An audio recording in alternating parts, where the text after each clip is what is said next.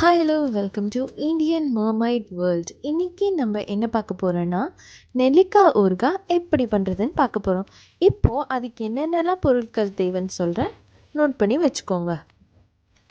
நெல்லி வத்தல், பெருங்காயம் ஒரு 2 பிஞ்ச், உப்பு தேவையான அளவு, எண்ணெய் தேவையான அளவு, கருவேப்பிலை 2 கொத்து, மல்லித்தூள் 25 கிராம், மிளகாய்த்தூள் 25 கிராம். இதுதான் ஓவரால் இன்க்ரீடியன்ட்ஸ். இப்போது ஸ்டவ்வில் வெசலை ஒன்று வச்சுக்கோங்க.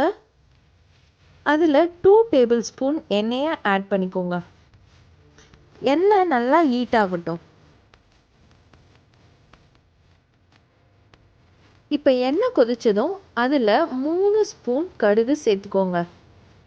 கடுகு எவ்வளோ வேணால் போடலாம் ஊறுகாய்க்கு. கடுகு எவ்வளோக்கு எவ்வளோ சேர்க்குறீங்களோ அவ்வளோக்கு எவ்வளோ ஊறுகாய்க்கு டேஸ்ட் கொடுக்கும்.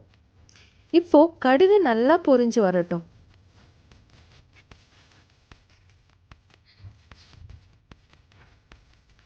கடுகு பொரிஞ்சதும் இப்போது ஒரு 2 கொத்து கருவேப்பிலையை அந்த கடுகோடு சேர்த்து வதக்குங்க.